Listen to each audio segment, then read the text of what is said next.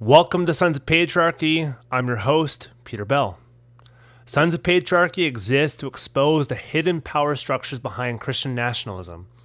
Through survivor testimonies, shared storytelling, and honest expert critiques from across the political, theological, and cultural spectrums, we shine light on systems of abuse and authoritarian control principally focused on Doug Wilson of Moscow, Idaho, and the movements he has founded and influenced, as well as across Reformed and conservative churches.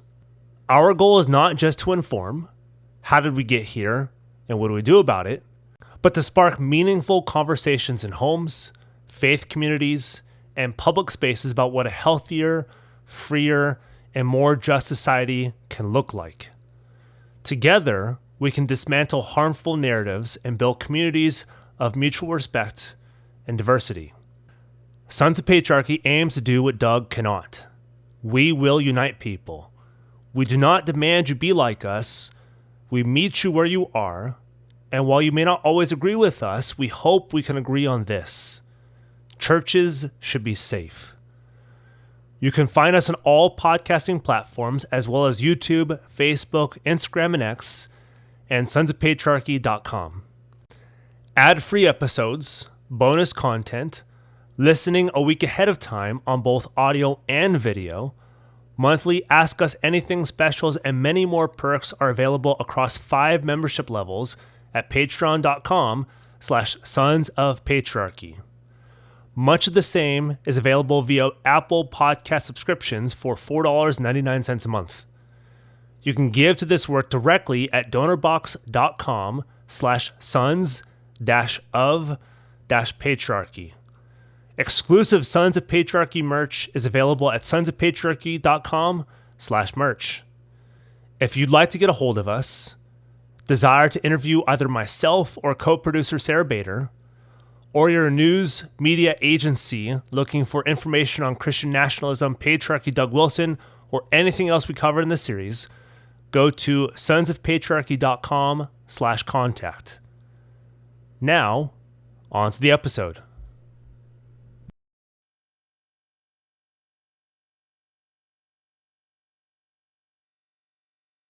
All right, welcome to Sons of Patriarchy. It's both of your co-hosts again. We're going to start doing these more often. I am Peter Bell, and who am I joined with? My name's Sarah Bader. Awesome. So we wanted to do sort of a first of many, or I don't know, first of many, but first of at least a few episodes where we do a React video / episode. If you're on YouTube, you can see the third screen is Christian Nationalism versus Clown World. Interesting times with Ross Douthat, who is an opinion writer, I guess, for for New York Times. And then he also hosts a podcast through New York Times, Interesting Times with Ross Douthat. And this interview dropped Thursday morning, October 9th. Very early Thursday morning, October 9th. And so Sarah and I was like, you know what?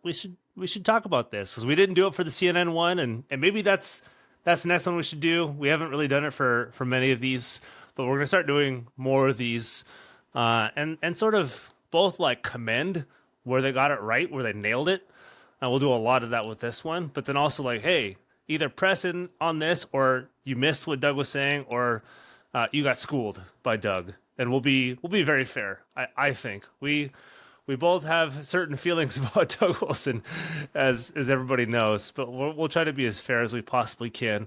But before we start that, we want to do a little bit of a, not recap, but like if people are wondering if they missed the first episode or the first explanation, the major update on season 1 re-airing, we decided, both Sarah and I, to re-air season 1. And I'll talk a little bit about this, and Sarah can talk about it too. And it's mostly, season 1 was us warning people about Doug Wilson and Christian nationalism and patriarchy and church abuse and everything else. And Sarah got this in Moscow. I got this via online and also through some various churches. People thought we were absolutely nuts, and like, this is like, there's no way this stuff is going to happen. This guy's super fringe. Yeah, this is the first, I think, I didn't even tell my family about the podcast until a few weeks ago because I think they thought I was crazy because they've just always said, "Oh, he's fringe." I said, Yeah. "Now he's not." Yep. So people just heard beginning of this episode. He was on the freaking New York Times. He's been on Wall Street Journal. He's been on CNN. He'll Not be that he on. deserves to. Yes, correct. Not that it deserves to, but he's one of those extremists whose extremism is not so much frin as it's now kind of the popular option, which is he's kind of the figurehead, which is why these news agencies are like, oh, we want clicks, we want views, we want outrage because that gives us more ad revenue.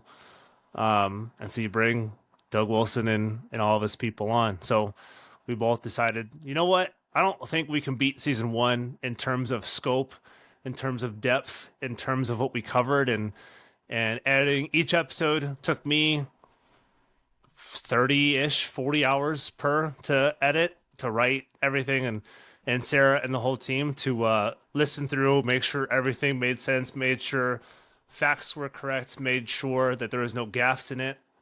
But we also decided to, because this is almost exactly a year since season one aired, they're like, I think a little bit of update, of revision, of making sure things are really clean and clear was necessary. So we did that. Doesn't mean we changed any episodes.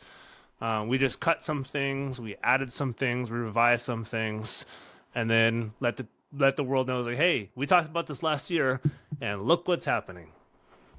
It's all coming true. I mean, has it been almost exactly a year? Because I think it was the It's 21st it's been like of it's been October. almost exactly 11 months to the date since Oh my the launch of gosh. season one. Wow. Okay. But yeah, so and then Sarah wanted to thank a few people too. Some people who were either sponsors or really crucial to season one. So if you want to talk through those Yeah. and give them some shout outs. So for season one, we had some fantastic sponsors. We were sponsored by Examining Doug Wilson in Moscow, who was also our research team. We were also sponsored by Christchurch Affiliates, which is a informed shopping list for Moscow. A few other private sponsors, but predominantly Examining Doug Wilson in Moscow, who still is maintaining a fantastic repertoire of Yep. information if you need to go find the facts, if you want to go dig around. They're the That's a great spot. OG social media receipt holders. Yep. So they bring in the receipts, and so we want to And thank them. Christchurch, as far as I'm aware, I'm not as familiar with Christchurch. That or not okay. Christchurch, I am familiar with, but the Christchurch affiliate business page, that's just like what, like a list of businesses that are in some way, shape, or form either owned by Christchurch people or tangentially related, something like that. Yeah, I think so. I mean, for people like me or for other survivors, that's really important for them to know who who you're going to be renting from, who's going to be in your house repairing things, if you want your carpets cleaned, who's going to be in your house for 4 hours without you there. So they publish this list of who owns businesses that are predominantly Kirker or very closely connected. And so they were sponsoring our Moscow episodes because they were really interested in seeing Moscow get the attention that it deserved. Yeah, awesome. All right. And then also, sort of in the background there too, although it was more kind of an organization we funded towards, we also do want to thank Outreach and a lot of the stuff that they did and reaching out to survivors and helping provide some resources too. So we also want to thank them as well. All right. And then for this episode, again, if you're watching on YouTube, you'll see three windows. You'll see my window, you'll see Sarah's window, and then you'll see the window with the YouTube up of the conversation. So if you want to actually watch it, go on YouTube. If you're fine just listening to it, you can just listen to it on any podcast catcher. But what we'll do is a minute or two ish of an audio clip, and we have 15 audio clips, and we're not going to do a ton of time on each of them, but just either clarify some stuff, react to some stuff, say like, "Oh, Ross nailed this," or "Doug Doug put his foot in his mouth, which happens more often than not, or Doug is just straight up wrong, or just we'll catch some of these, or Doug is just straight up lying. And Ross either we will be very kind to Ross because we both really enjoyed this interview. We both agreed it was.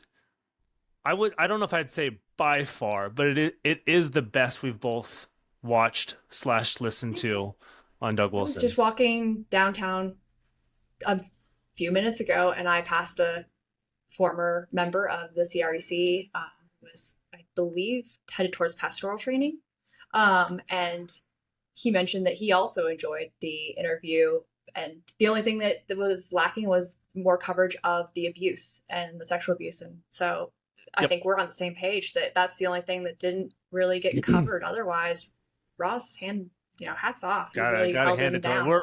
We're trying our best to get. We might have a listener who has a personal connection with Ross, but if anybody who's listening to this right now has a connection to Ross, has his email, has his number, or whatever it is, please contact us. You can email us. You can find all that information on our website. You can find us on Facebook or Twitter or something. Please contact us and get us in connection with him so we can both commend him, thank him, send him a fruit basket of our undying gratitude. Coffee. Yeah, or coffee to non-Kirker owned businesses in Moscow or where he lives, which I think is somewhere in Virginia. I could be very wrong, but I'm somewhere in that area. But yeah, we are very thankful, and I will give Ross the benefit of the doubt that he likely doesn't know of the abuse allegations, because it's not like those have ever been national news. We're trying to make them national news, but it's not like that has been part of the cultural conversation. Venue. I think we've talked about that before. Is national news the proper venue for survivor stories, and are they safe there? And that's a very legitimate question. So I think that whether or not Ross covered it, he did a great job with what he had. Yep. And we'll see what else comes out of it. I think, and right before, it's as far as I know, and so Ross is a Catholic, and I think he's the only. People can, if you want to shout at your podcast app or YouTube right now, I think he's the only major news host of some sort who's Christian, of some flavor, his being Catholic, to talk with Doug on a national stage. I don't know of another who has been Christian. Most of them have been atheist, secular, agnostic, or whatever it was, but which doesn't mean that he does better than them, but there's just a lot more shared capital between Ross. Even I, as an atheist, enjoy watching Doug get taken to task by a Catholic. Having gone through Logos and heard every day how horrible Catholics were from Doug, it just made me giggle inside and laugh out loud a lot. There's a lot of laughable moments. So what I'll do is I have 15 moments tagged on my phone, and I have the time markers. So again, if you're on YouTube, you'll see my mouse click on different time markers on the YouTube video, and I'll give the quick little topic before each one of these. But the first one is Ross asking Doug Wilson about his definition of Christian nationalism. So let's listen to it's like 15-20 seconds long. So we'll listen to it first, and then we will react to it. Christian nationalism gets thrown around a lot these days, and you have been willing to take full ownership of the phrase. Correct. So I prefer that phrase to what I usually get called, which is a theocrat. Yes. And we'll get to that. Yeah. But first, give me just your definition of Christian nationalism. Christian nationalism is the conviction that secularism is a failed experiment, that societies require a transcendent grounding in order to be able to function at all. And as a Christian, I believe that transcendent ground should be the living God and not an idol. That would be my short form definition of Christian nationalism. Even shorter would be Christian nationalism is the conviction that we should stop making God angry. Is this like where he ordained himself? He just made up a new definition for Christian nationalism, and like this is not even the definition he has used in his books. This is the first one that just like made me laugh out loud. I was like, "Hey, Doug, you're being intentionally obtuse and not specific in your definition. B, it's like, what Christian wouldn't agree with that definition you just gave, which is exactly why he gives that definition. It's so like milk toast of a definition on Christian nationalism. It's like, let's stop making God angry. It's like, what freaking Christian is going to want to make God angry first and foremost? And even the convictions on some of the transcendental values, a Hindu, a Buddhist, a Jew, like basically every religion can agree with it. So what, and that's, which frustrates me to no end, that some people just don't catch Doug doing this. And then maybe Ross did kind of in pre-production or post-production, but it's not even the definition that Stephen Wolfe gave in his A Case for Christian Nationalism from Canon Press, which is a specific enforcement of Christian values upon a people, whether Christian or not. So it's not just like, hey, let's have a system of values that are loosely based off of Christian truth, Christian morality, and not piss off God, which that's not Christian nationalism. Contradict that. He contradicts the milquetoast. He wants enforcement. So he goes back to Stephen Wolfe and later. He does. Yep. So if you keep listening, he says one thing and then he just expands. Which is just so shocking that Doug would deceive and then go back on his word later on. Just so terribly shocking that Doug would do something like this. All right. And then the next one, like Sarah just said, so definition is what we just got through, and Doug doesn't actually provide a definition. He gives something that he knows Christians will believe and say, like, well, I guess I'm a Christian nationalist too. So it grows his base by being intentionally vague in his definition, which is smart from a marketing perspective, really poor from a pastoral theological perspective. But next one, like Sarah said, is Ross asks him about enforcing the Ten Commandments, which is Christian nationalism in a large respect. Not like, hey, let's have laws based on the Ten Commandments, which generally speaking, a lot of laws in America and other countries are like, don't kill somebody. Sounds pretty commonsensical. Don't commit adultery. Sounds pretty commonsensical. Don't covet. Don't have greed. Whatever. Like, these are things that like all humans everywhere can be like, yeah, that's probably a good idea. Nothing particularly Christian about it, but that's the next clip. And for those of you who are wondering, the Christian nationalism one is at about 9:45, and now we're going to about 15:10 on this one. And so we'll have Ross ask the question, and then Doug will respond. That, we need to enforce the Ten Commandments through the law. Do you think we should enforce all 10 commandments through public law in the U.S.? Yes, we should respect all 10 commandments. Okay. Then what about the crimes themselves? What does it mean to for a society to respect the 10 commandments in law? You've already said that you would restore sodomy laws. Would you have laws against adultery and fornication? Yes. And so an adulterer would... I'm gonna stop right there. Go a little further because my favorite part's coming. That's I want to stop right there because, like Sarah said, he says this and then it goes back on it, even a few minutes after this, and then right after this, and I have to give major props. Nobody has ever pushed against this on Doug, besides Ross, because Ross comes from a very intellectual, Catholic tradition. And his thing of respecting versus enforcing is just brilliant. And Doug, as Sarah's laughing, doesn't know what to do with it because he's never been asked this before by somebody who's his intellectual superior. I've never seen him so uncomfortable. I've never seen him so out of his depth. Here's what they say. It's comical. Would have to pay a fine, be publicly flogged. Well, no, what I would do, and basically, this is unfortunate news for the current president of the United States. Yes. It's worth noting. Well, and for King David, actually. But, true enough. So one of the things. Thank you. I just needed that part. I was like, chef's kiss. That's. Oh, he went there. And Doug had his quick Yeah. rejoinder of, well, King David. I was like, that he's comparing King David with Donald Trump. Yeah. And it's funny why he asked about respecting versus enforcing, because later on, and we'll get there, Doug actually says, "Oh, I said something about adultery and fornication having the same enforcement. I actually don't believe that fornication is less worse than adultery."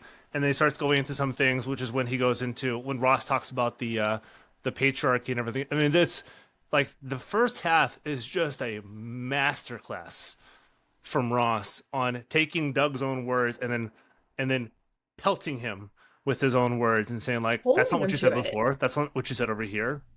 Here's actually the intellectual tradition you're coming from, which doesn't agree with what you're saying, which is precisely how you should be debating or talking with. It's not a debate. It's a light debate, I guess, in some sense. But gosh, that was so brilliant. Ross, if you're ever going to listen to this, I am on his feet. Yeah. I'm very impressed. And yeah, his quick little, like, it's unfortunate news for the president of the United States just killed me. That's good, because it's also later on, we'll talk about it, that Doug volunteers his relationship with Pete Hegseth, who's a triple offender on the adultery front. So it's so many fronts.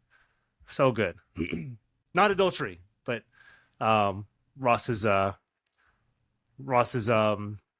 his just brilliant interviewing skills on this. You may not agree with everything that Ross says, and I know there's some of that, but this is just a masterclass. So next one was on minute 27, around-ish minute 27, and it's on other religions coming in, other peoples coming in. People and religion are not necessarily the same thing. Yes, there are some parts of the world where a person coming from a specific country will have the religion that other people from that country have, but it's not a one-to-one ratio, nor is it fair to compare that to. They come to the U.S. for a reason, but next one is on essentially banning houses of worship, and specifically Muslim houses of worship. And Ross's question again was, and Sarah was texting me when she was watching this, and she was like, "I know this place. This is not true." So I'm from Michigan. Yeah, we'll listen to this, and we'll get Ross's question and then Doug's answer. Catholics like me, and even some affinity for monotheists who don't accept the gospel, right? And you want us to like you. Yes. And feel like we're on the same team. And you don't feel that way about, let's say, feminists, gay people. And so you'll say, well, of course, in the theocratic republic, we'll leave the Catholics alone, but we'll arrest some people committing sodomy. But in your heart, you might want to arrest the Catholics too. No. Someone who wanted to, let's say... Sorry, I'm looking for it. That was not actually the right area. Right here. Sorry, it's 29:31. I had 2 minutes off. I think most American Muslims right now want to live under Sharia law. I would say the Muslims who come here to assimilate are coming to assimilate to a Christian country. And I have no objection to that. Aren't they coming to assimilate to a country that has fallen away from Christianity and is engaged in all kinds of public debauchery? No, we're talking about my ideal republic. They've... Right. Let's live in a fantasy land. In my ideal world.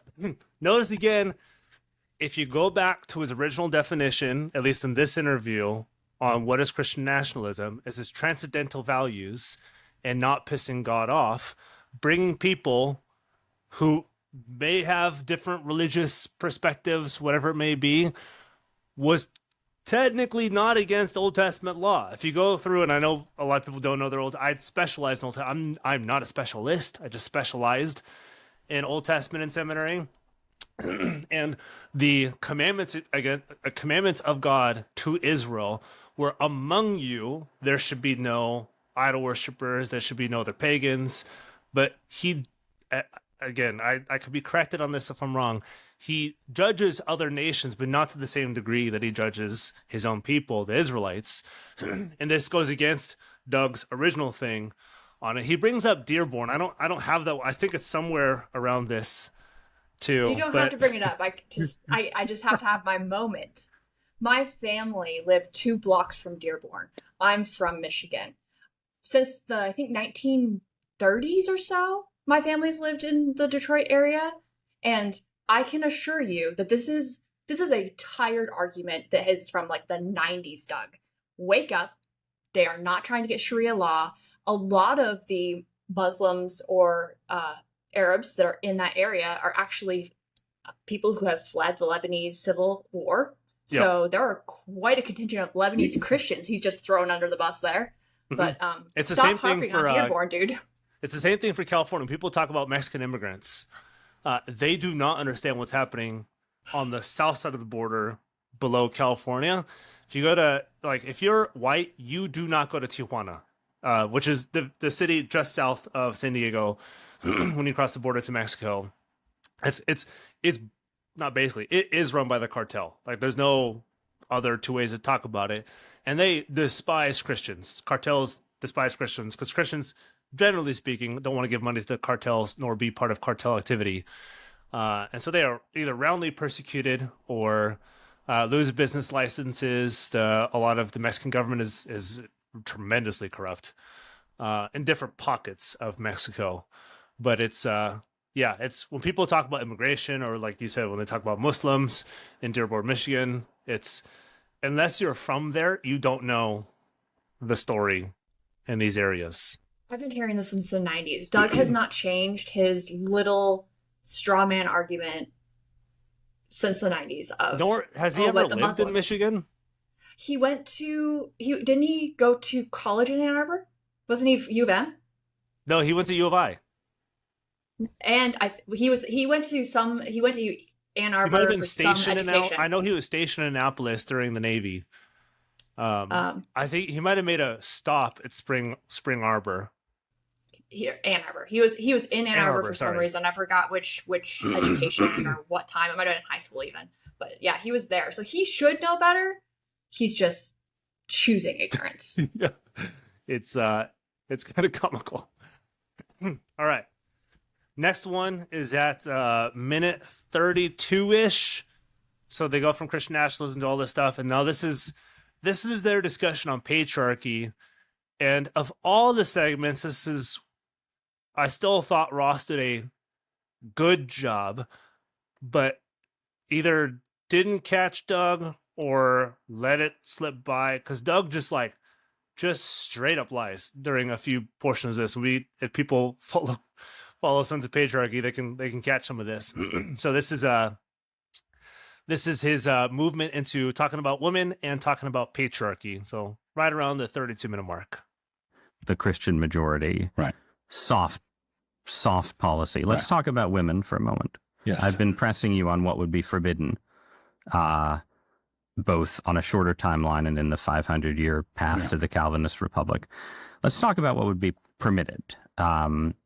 Your theology takes it takes a straightforwardly patriarchal view of the family, of male headship. This is obviously drawing on some fairly explicit things in the New Testament. You're not pulling it out of the ether. But there is a set of questions about what that implies for women's participation in society. And you mentioned earlier a CNN interview you did, which asked about women voting. Right. And you said ideally in families, households would cast a vote, and the decider would be the husband, right? Single women would, if they were heads of household, would have a right to vote, right? So what else would be? Real quick on that. Ross has been the only reporter to get that right on the household voting and single women being like, if we're gonna critique Doug's views, you got to critique the correct views that Doug holds, because he didn't technically say women can't vote. He did say women in families with a husband are voting, quote unquote, under their husband's authority. But if you go back or forward, wherever this is in his interview, and you go back to the no-fault divorce thing, can women even leave their husbands? So they're owned by their husbands. So what women are single and can vote? Yep. Yeah. So this is the household vote, and I was glad. So I think Ross is he says he's read Doug's books, and I very much believe Ross that he's read his stuff and followed his work, because he brings up the single women who are not part of a family or married, and says, well, they'd be allowed to vote. And so I think that point Doug was like, oh well, shit. I think Ross knows my stuff pretty well, because people will get like the shock responses, and of course it's not good. It's not just regressive. It is what we call it in Christian doctrine, that against the image of God to deny women the right to vote, because they have the same rights, privileges, and kind of ontological being. Made in the image. Yeah, they're made in the same image of man. There's no difference between that. But so I was glad that Ross got that right, because Doug couldn't have his gotcha moment on like, well, he got me wrong on this, and this, because Ross knows his stuff when it comes to Doug's views on this. So that was, he talks about patriarchy, and then this is at minute 34 is when I have my my biggest like, oh man, Ross had an opportunity to really nail him, and maybe that's just not his job. But here's Ross asking you about marital discipline, which I was like, good job. He would take a serious financial. Oh, this is right after. Actually, let me go back a little bit so I can scream. Okay. So I'm finding it right here. This is the marriage dowry. Husband, in spite of being head of the household, would not have access to that money. That was hers. So basically, I believe that it would be wise and prudent for us to have a system of endowment for the wife that would mean that if a husband just thought he found someone cuter, he would take a serious financial hit. Okay, pause. There you go. So I won't scream, but so adultery, finding someone cuter is adultery. Cheating on a woman. Yeah, so he's just going to financially be hurt because he's going to lose her dowry. And you're criticizing other religions? Like, dude. Yeah, that is a good point where, Doug. The man just wants to find someone cuter. Doug will not say the word adultery in this. Yeah, he just found somebody cuter, which, like you said, is adultery, and then he just owes her money, even though he just ruined her life. But this then goes to the marital discipline thing, which gets even more fun. Yay. What about discipline in the household? And thank you, Ross, for asking this question. Yeah, Ross is like, I know what I'm about to get. I'm not excited about it, but I'm going to ask the question anyways. And the only reporter I'm aware of who's asked this question to Doug Wilson. So good job. Do you think that husbands as heads of household should be, again, permitted under the law to use forms of physical coercion? Absolutely. Of the wife? Of the wife. No, absolutely not. Okay. No. Call the cops. I'm gonna continue it without saying anything. No physical coercion whatsoever. No. I think Ross knows he's bullshitting. Because if you're watching YouTube, look at Ross's face, and he's just pausing as like, I know the truth of this, but you're just not going to say it. No. Okay. So these are... go ahead. So basically, as a pastor, I've seen all kinds of things. Uh-huh. I'm sure you have, Doug. Yeah. And marital problems can get pretty messy, pretty tangled pretty quickly. But I believe that the husband does not have the authority legally to exercise. I didn't notice that. I didn't notice that either. That's interesting. Legally. Legally speaking. But He didn't Yeah. say the husband has no right, period.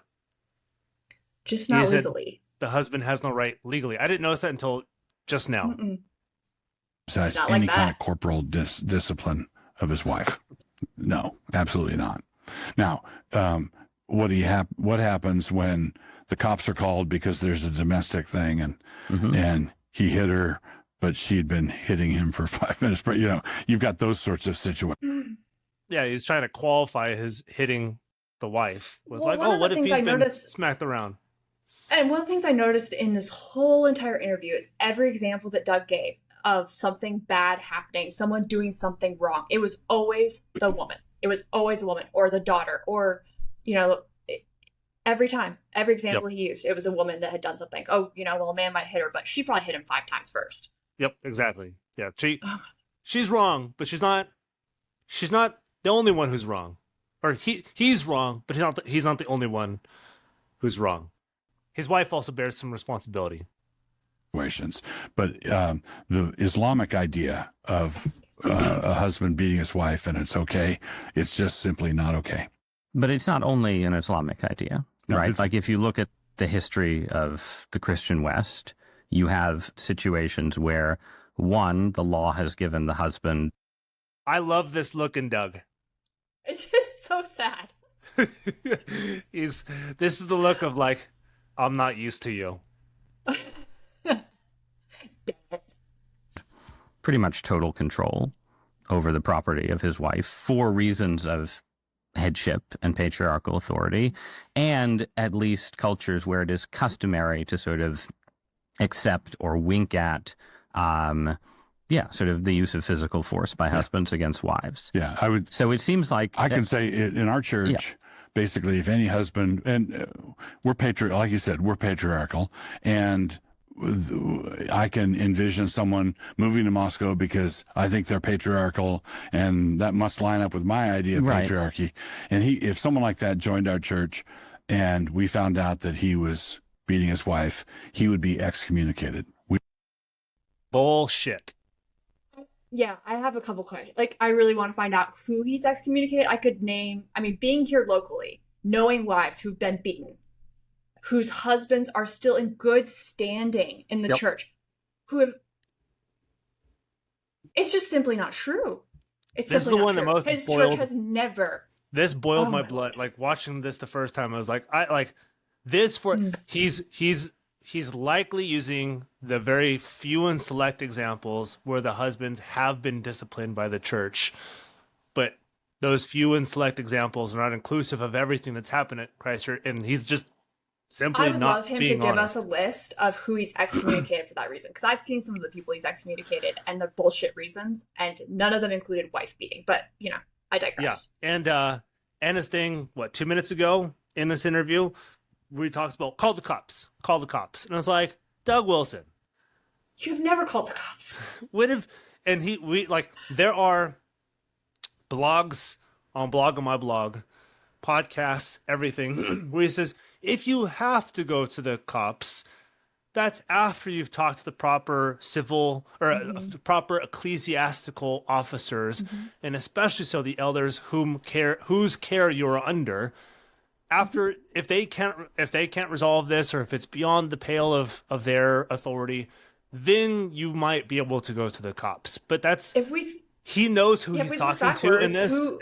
He's not going to say when that. has he ever called the cops? Like the first time, right off the bat. Yeah, So I'm not aware of any situation. We just talked to Emily, and Yeah. that's not spousal abuse, but like he didn't call the cops. He had someone else call the cops later, years later. Pedophilia, every child situation. pornography. He's never once called the cops immediately. No. Bullshit. This is the one that was like, so now listening to it again, I think Ross has something of an idea, which is why I think he presses him a little bit on this. And Ross knows his Christian history really, really well. And he's like, actually, he doesn't say, Doug, you're shit wrong, but he basically says, Doug, you're wrong on Islam husband authority and Christian husband authority not being practiced basically the same way for a very long time. And Ross Doug doesn't have the advantage that we do of having talked to so many survivors and knowing what Doug has not done. I live here. I know what Doug has not done. Exactly. Yep. All right.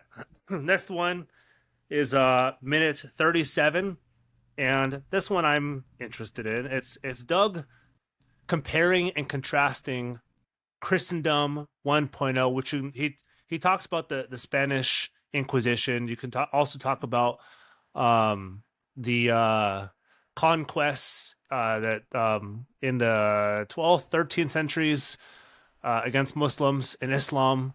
You could talk about a lot of different things, but Doug contrasts like, oh, those Christendom 1.0 idiots and dolts didn't know what they're doing, but we're going to learn their lessons.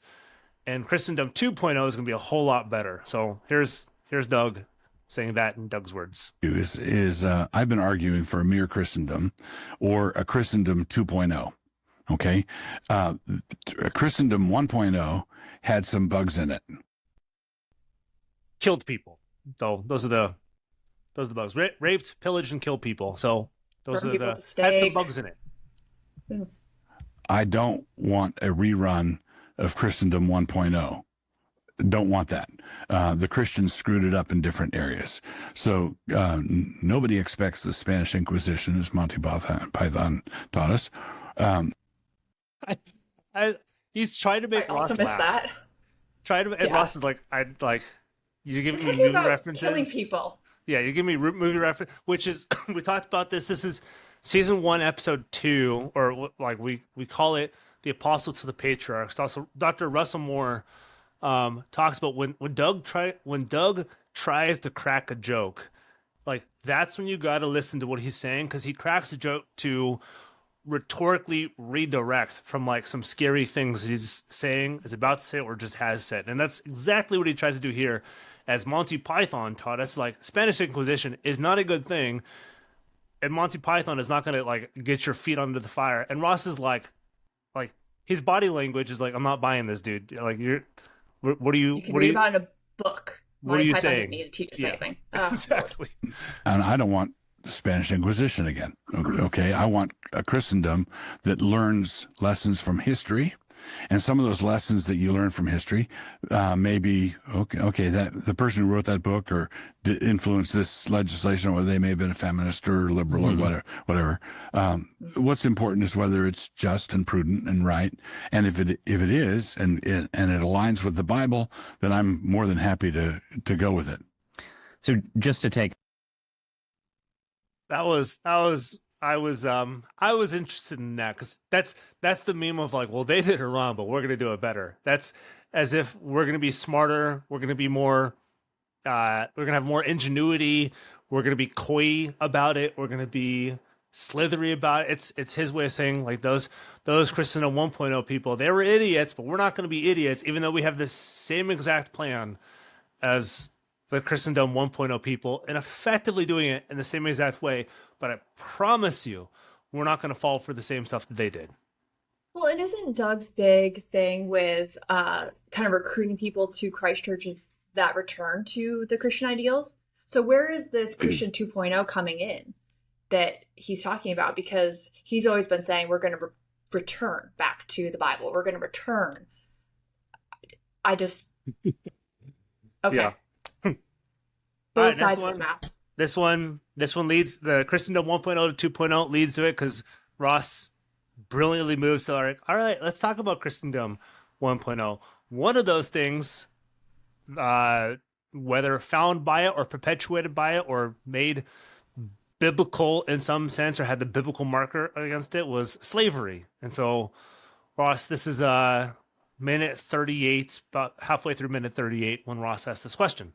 a related example. All right. One of the controversies of many that Yes. you've been mixed up in Right. has to do with slavery. Right. And whether slavery is absolutely forbidden by the Bible, absolutely forbidden to Christians, or whether it is critiqued but allowed for. Right. And you think it is critiqued but allowed for. Right. On a straightforward reading of the New Testament, I would agree with you. Right. I would say pretty clearly. I know people didn't like that, but I think Ross didn't do a good enough way of explaining this, that it's talked about. I wish the New Testament had more to critique against slavery as an institutional system. I wish that happened.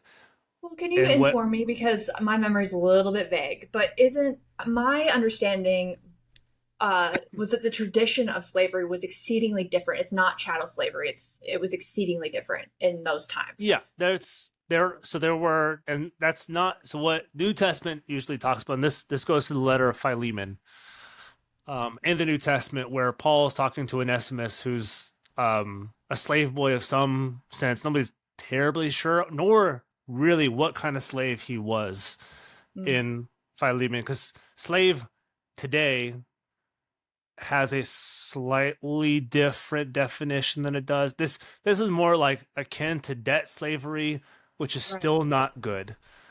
But it was like, that's like, welcome Weren't to they Roman freed society. after a certain period of time? Well, yeah, the Romans, but like wasn't even. Yes, you were free after working after debt. Correct, and it was more usually than not something voluntary. So it's not the same thing, and I won't say it's the same thing, but it's similar to like, well, I owe this person a lot of money, so instead of working somewhere else to make money and then send it back, I'm just going to work for them, and then when I work off the debt, then I can move somewhere else. So it's not slavery in the sense that you are owned with no recourse for freedom, although there is ripped from your family, your country, shipped in a boat. There is servitude attached to this, and so that's sort of what Ross is talking about, but he gets further into this and asks Doug about basically chattel slavery of the 19th century. So that's where he goes next. Clearly, there is a pretty clear path from the message of the Bible to the abolition of slavery, and I agree. But there is no moment right in the New Testament when Jesus insists on the manumission of slaves. Paul says, "Slaves, obey your masters in the Lord." Right. So I think it's true that the Bible alone does not say an absolute no to slavery. Right. But I also think that it is possible for Christians to develop their thinking in ways that are rooted in Scripture that lead to the statement, no, this should be absolutely forbidden. Christianity 3.0. Brilliant. Like the way Ross describes this is jumping from the gospel message of freedom in Christ. This is the necessary outgrowth of a Christian message that slaves should be freed. The Christian message, which was originally delivered into a Roman system that had insane amounts of slavery. So it's not like they can just like get rid of slavery, because what power did Christianity have in first century Roman society? I wish there was something like that, but I'm not a Bible writer. But I like how Ross pitched this question to him, because usually it's like, you're just a slave apologist. And I was like, yes, but also Doug just loves taking those clips and then uses them for canon and all that stuff. So I love how Ross is being very, very fair in his question asking. Yeah, and a Christian. That I would say not only leads to it, but necessarily leads to it.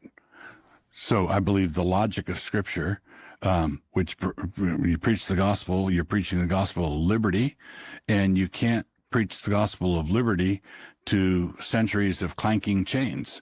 Right? The gospel brings liberty. I'm going to take that, and then we're going to move to minute 44. I'm not going to introduce this segment, and I'm going to let people just listen to this segment. All of which was good gospel progress and postmillennial. That's the way it works. Right. So, but can't part of that gospel progress under the sovereignty of God be having certain societies, and we'll say Catholicism under the Inquisition, for God to say, this goes too far, it imposes too much, it becomes too tyrannical, and therefore I will pass judgment on it. And if you, Doug Wilson, want to bring those things back, you are making a mistake as a Christian, because God has already said that, again, to take an example, that imposing sodomy laws on all 50 states was, whatever you think of the morality of same-sex behavior, was a mistake. Right. So this is the thing that I'm... Doug does not know what to do. He does not know what to do with Ross's line of questions. He's so uncomfortable. And this goes into, I'm trying to remember exactly where, right here. This is More screaming. This was not tangential, but Ross presses further into this because he's like, Doug, I know you said worse stuff than this, so I'm gonna make you say this without asking you about this. So that's where they get into this little fun clip. I don't want to take my any guidance at all from the secular society around us. And the reason I don't is they killed 60 million babies. I don't want to hear any moral lectures from these people about slavery.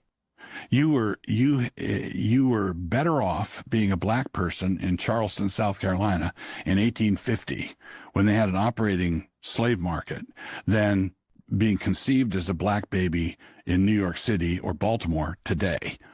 And so consequently, the thing I don't want to admit. Just to clarify what you're saying you were better off being a slave than being aborted in the womb. Correct. Yeah. You get Ross almost spits his drink, which is where you see him go that. He does such a great job of making Doug say exactly what Doug is saying without Doug dancing around the issue. Regardless of how you feel about abortion, this has a rhetorical effect. What do you think, Sarah? I was just screaming. I mean, we could talk about like how terrible it was to be a slave, and I don't want to give a position on abortion. I don't think that's our role, but pretty sure that we do have a range of opinion on abortion within the Sons of Patriarchy within our team. We do. Yep. Yeah. But oh my Lord. What the slaves endured. I mean, personally speaking, I would prefer not to exist than to be raped, whipped until the skin was falling off my back, owned, raped again, and forced to have children. My children ripped from my arms, sold. And forced to have children raped. From somebody who's not somebody that you wanted to have children with.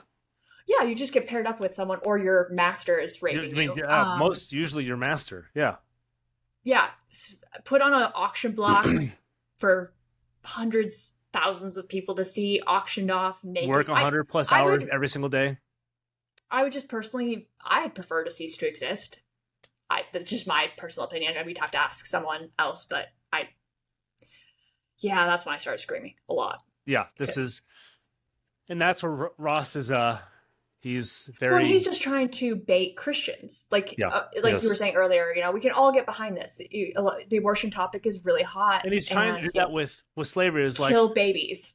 Yeah, Christians will be, like, oh, play my card. Like, I'm more anti-abortion than I am for abortion. Although I understand that there are exceptions to this, and some things that are considered abortion that aren't really actually abortion, like ectopic pregnancies, like things like that, and rape, like those things. I understand the exceptions.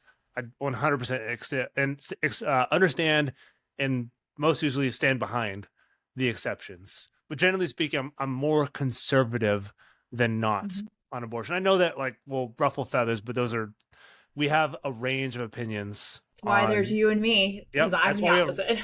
We have a range of opinions, but like we say, it's the one thing we can all agree on is like stop raping little kids and women and children and everything else. And let's not bring back slavery from Charleston. Yeah, and let's not bring back slavery. Would you rather never exist or exist and be owned by somebody for the rest of your life? And it's easy for a white 73-ish-year-old man to say, like, well, I'd rather be a slave. It's like, you don't freaking know what it's like to be. You've never lived in the South. You have no idea. You wouldn't make it a day. I mean, out in the cotton field. No, I've seen this man in person. He's probably more than 300 pounds of fluff. That's this one. I was glad that Ross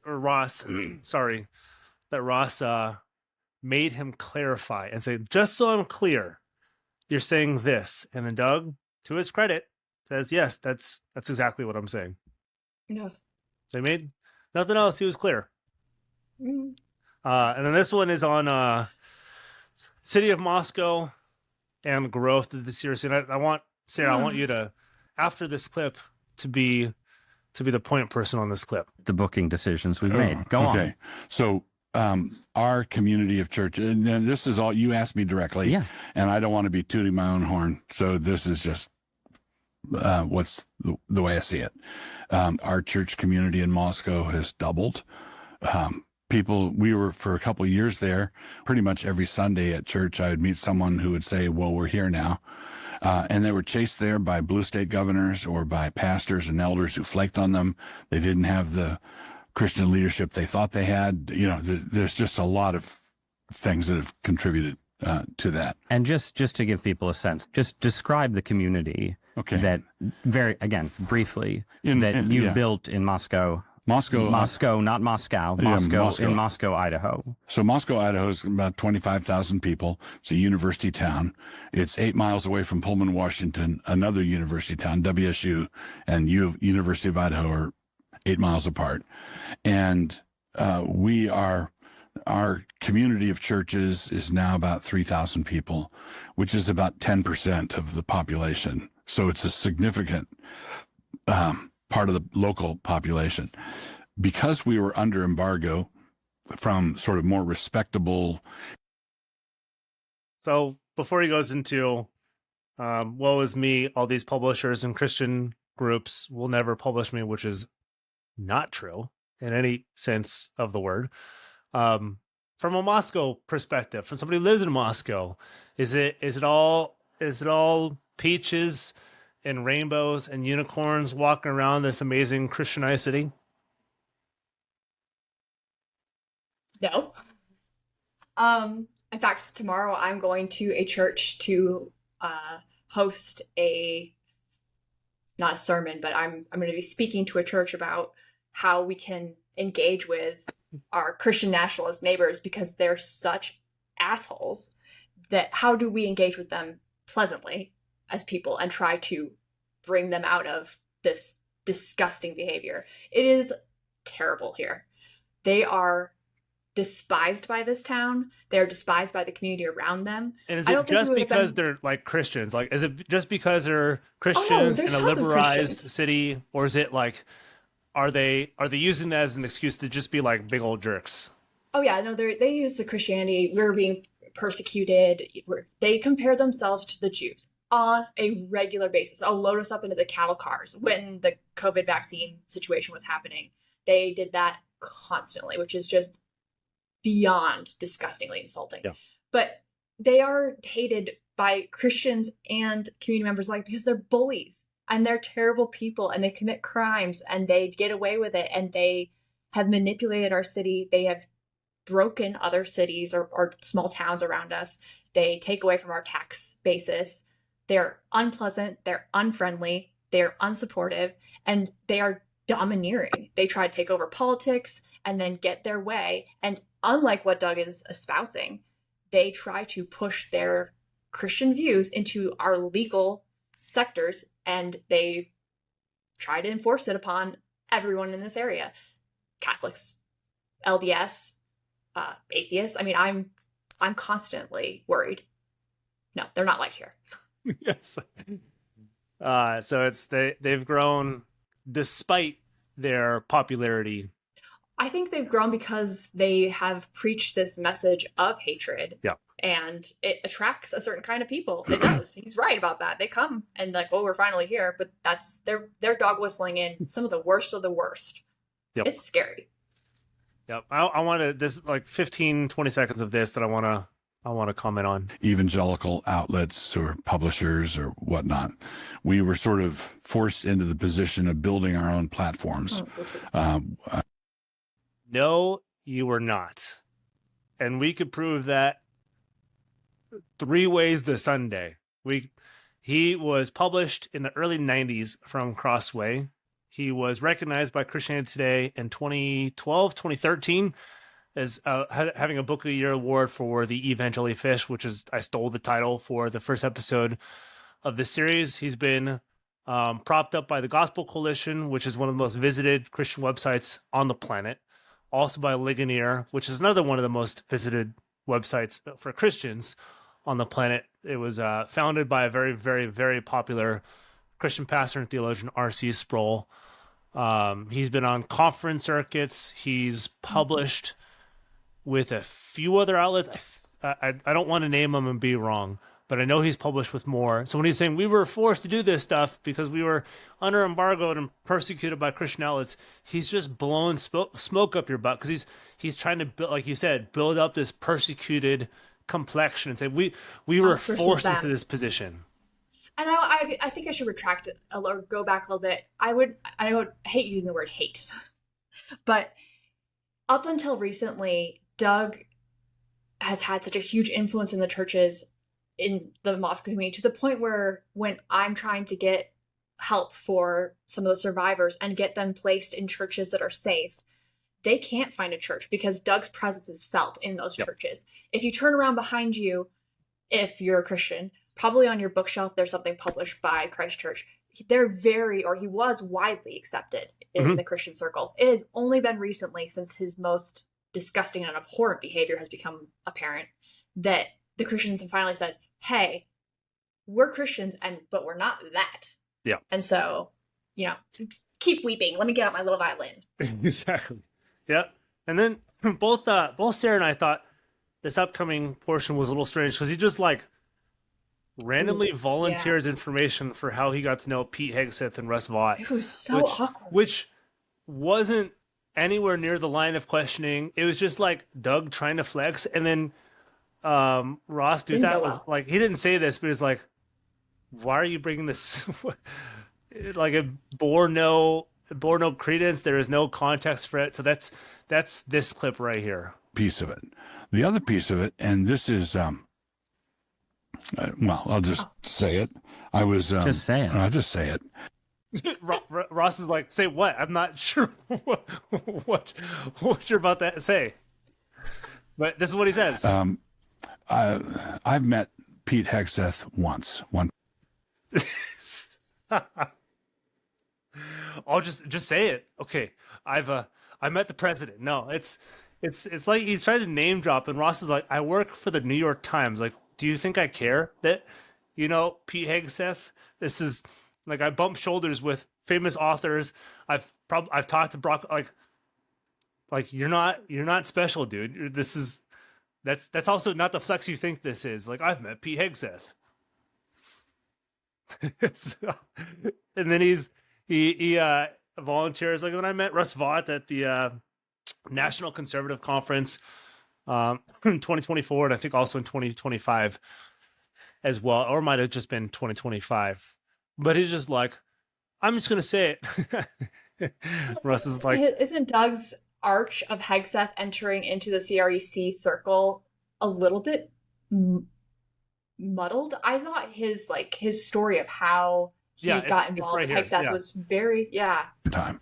So I've written a lot on education. We planted a classical Christian school. There are hundreds of classical Christian schools around the country now that are following that model. And David Goodwin, who is the head of ACCS, Association of Classical Christian Schools, is a friend of mine.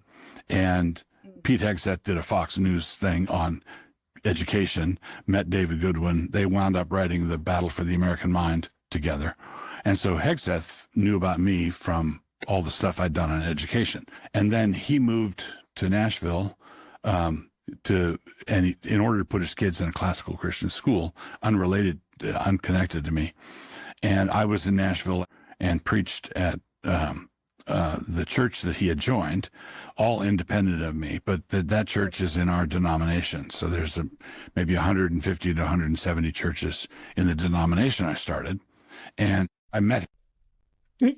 I just love Ross's face. Throughout the entirety. It's this is great. I didn't ask you this question, but good job. I'm proud of you. He's sort of we need to roll it up, and then more crap falls out. But it also brings up a point that, and something that we're hoping that more reporters speak about, and we are in communication with with New York Times and a few other people to talk about education, the ACCS, because by far more people get into Wilson circles, Christian nationalist circles through homeschooling. Not saying all homeschooling is bad, but specifically That's how we got in.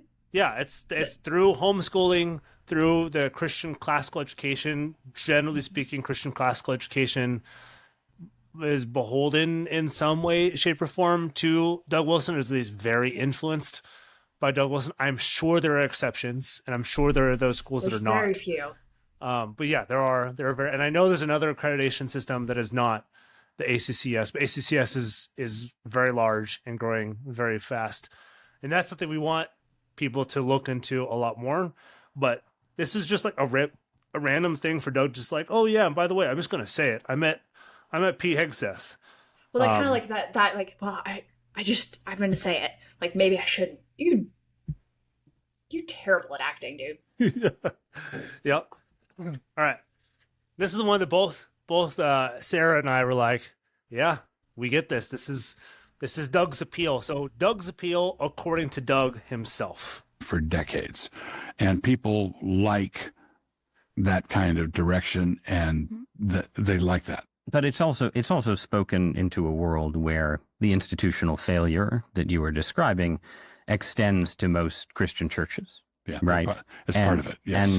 And you are, in certain ways, as Christianity has shrunk, as the practice of Christianity has declined in the United States, communities like yours, effectively become bigger fish in that smaller pond. That is correct. Right. So it's both that there are people sort of confused and baffled and dismayed by the world who find sort of the consistency of your perspective appealing. But then it's also, and I see this in my own life and interaction with fellow Christians, it's people inside Christianity who feel sort of beleaguered and defeated, and then here's this guy, Doug Wilson, and he's willing to, come on a New York Times podcast and say trannies.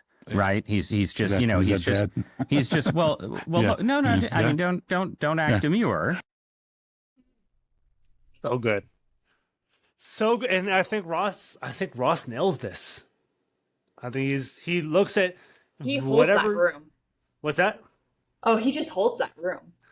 he holds her, and like his little quips here. There's like, don't act demure. It's people are those who've talked to Doug. Talk to him guarded with their fences up, and Doug knows that, and so he just pelts it like perpetually, and then breaks them down. That's, to be honest, I think it's what Doug did to CNN. I think Doug played CNN like a little fiddle, and he, like, unfortunately, I thought he played Pam. I thought Pam did a really good job. Pamela Brown did a really good job interviewing, but he played her. He said he knew the things that he could say to get on her nerves, and she showed it. She shouldn't have, but she showed it. And then Ross just like, he stays stoic the entire time. Not and then a little annoyed. A little annoyed, but then like, don't act demure. It's like, I know that you know that I know you're a big deal, and so don't act like you're not a big deal in front of me, because I know you are, and I'm not scared of this stuff. Well, and the little side comment of, oh, is it bad? Like, that, we're not 13, Doug. Yeah. Yes, calling people names is bad.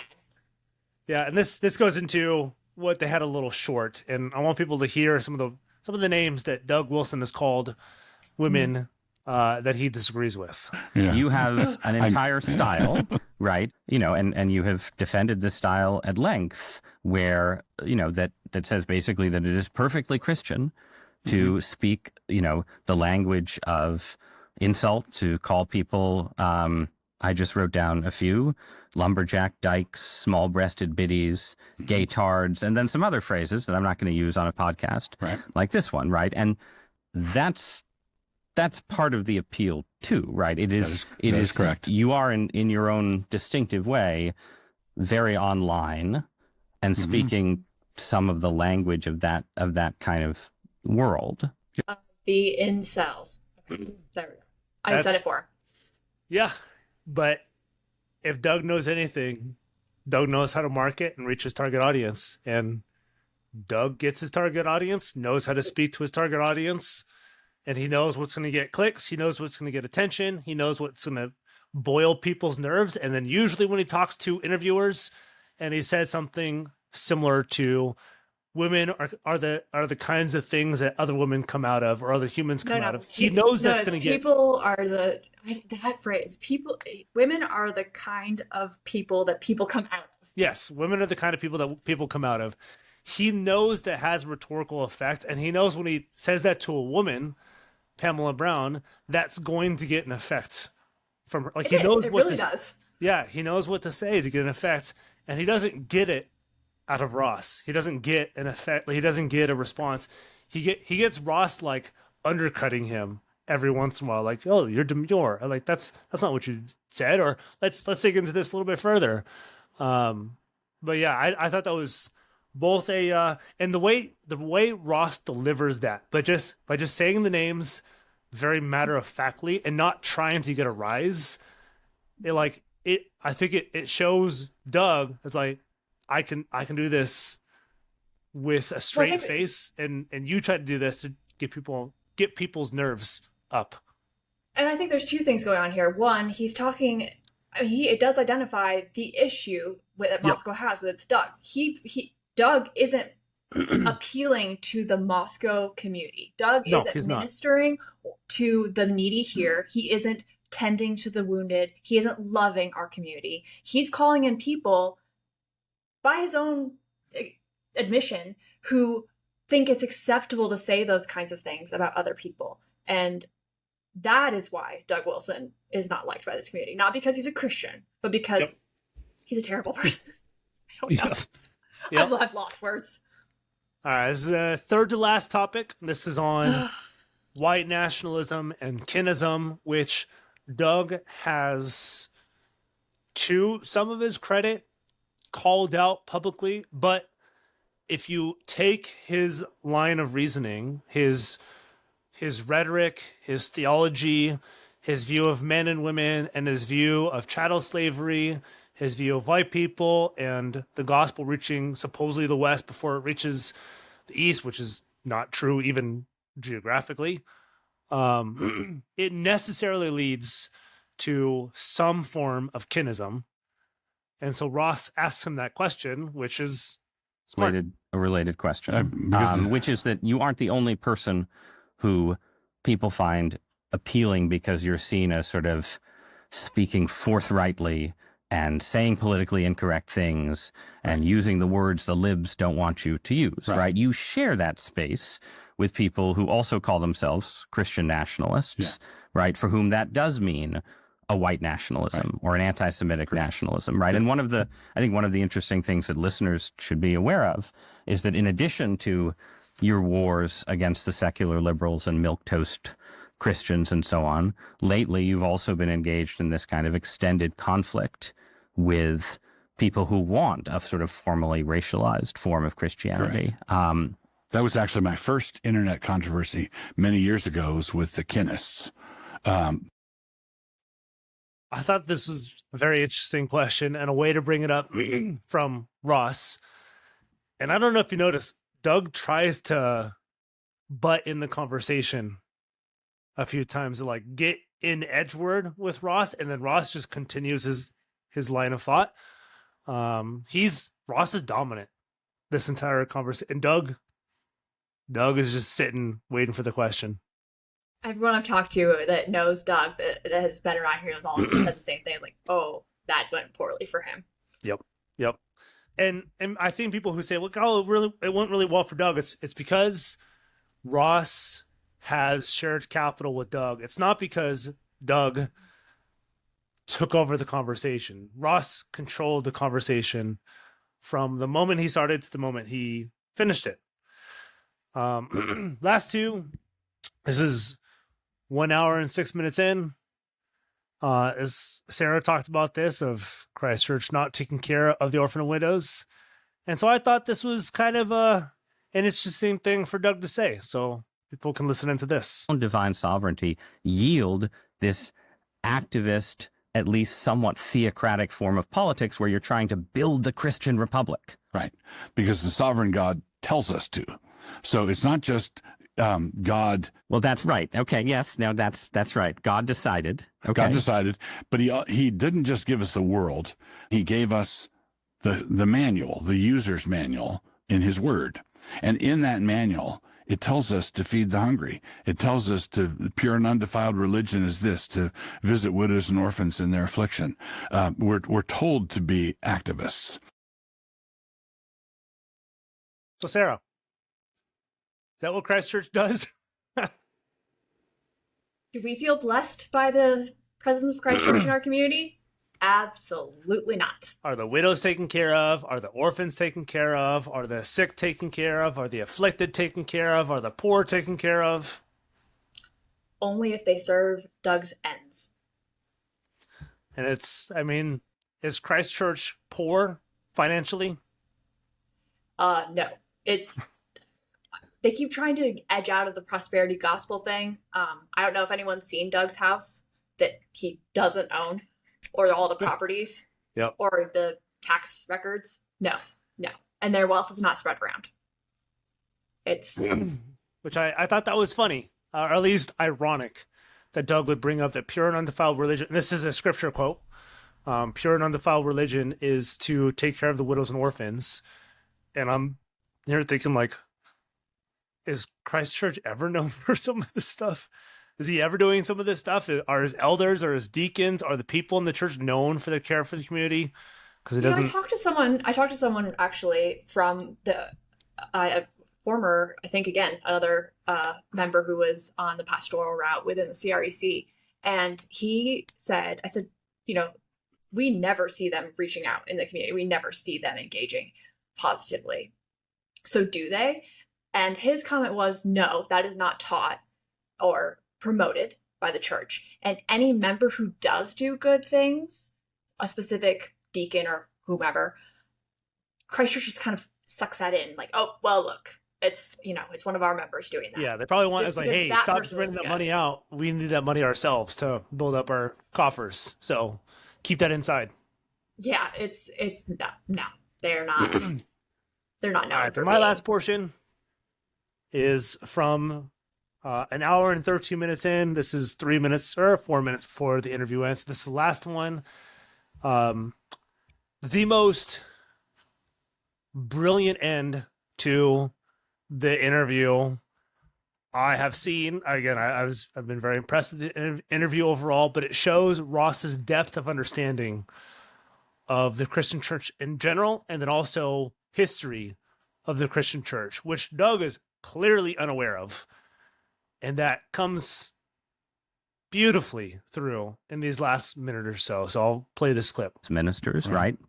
And I would be a poor, descendant of those people if I just said, everything they did was outside of God's plan. I don't think it was.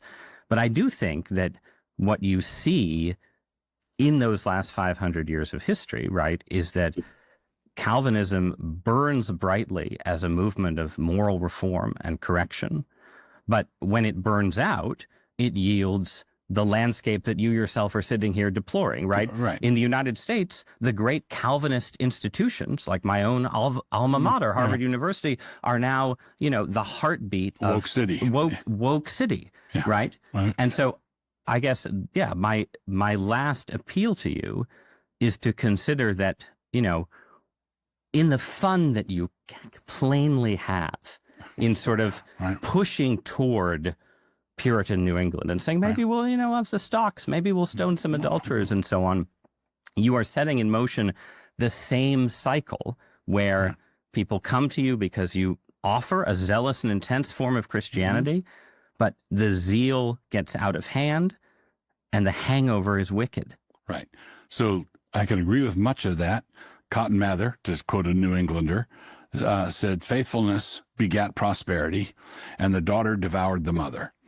So what happens is, I believe, as a historical fact, that in times of affliction and hardship and 9 miles of bad road, Calvinists generally shine. And I also believe that there's a blessing that comes from that, and the blessing frequently devours them. So it's like so yeah, the warning is well taken.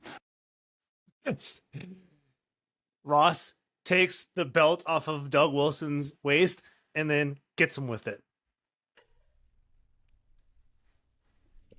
It is such a brilliant close, and then Doug's like, yeah, that's. I mean, did he agree and then correct? He agreed and then corrected him. That's what he says. Like, we're gonna learn from our ancestors. We're gonna learn from the mistakes before us. But Ross knows his history and knows. I mean, Ivy League, not all schools, a majority of the schools when they were first founded were founded as either Calvinist or Congregational or some sort of Protestant denomination of clergy training. And now Doug and all the Calvinists, of which I myself would be included within the Calvinist branch, although nothing close to what Doug and them are. But we couldn't be friends. But they would see this, the downward trajectory as wokeness, as failure, and then Ross points out is like, but that's the fruit of what you're trying to do. And then Doug's like, you can tell Doug's like, well, you got me. I don't know what else to say. We'll devour them. Yeah. So warning well I taken. will stop sharing this. And so, yeah, any final thoughts? Any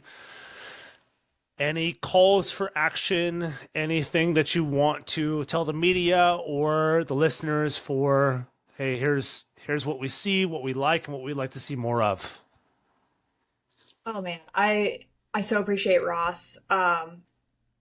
I so enjoyed having a Christian take Doug to task in the same intellectual sense that a potentially secular interviewer would.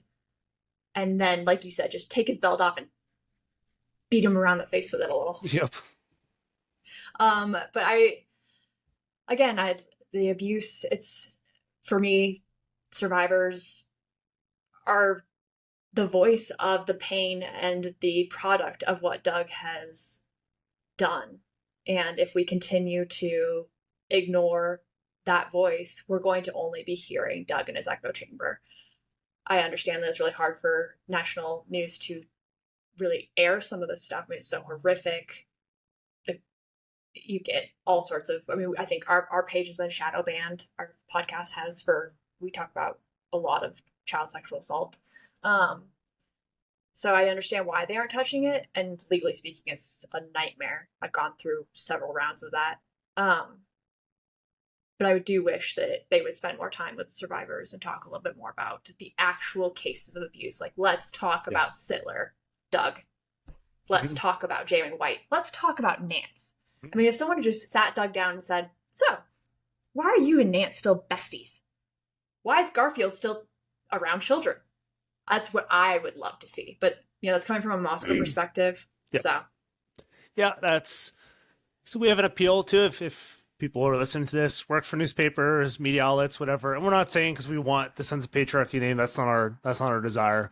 But our thing is we want to connect survivor stories, connect those to Wilson's project, to do the same kind of research and investigative work that Ross did and interview him in a robust Christian way.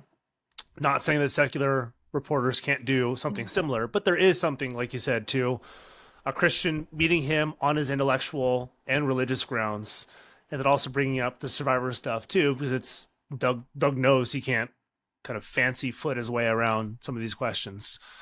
We look back at Sarah Stancorp's fantastic article from the Vice, and pretty much the response from Christchurch wasn't, oh my goodness, these horrific things have happened. What are we going to do to fix this and address it? It was published newspaper. by Vice. Yeah. It was published by Vice, so we don't want to have anything to do with it because the word Vice. Yep. And so Stancorp did an incredible job researching that and spent so much time working with so many survivors. She's still the gold standard. Yeah. Mm-hmm.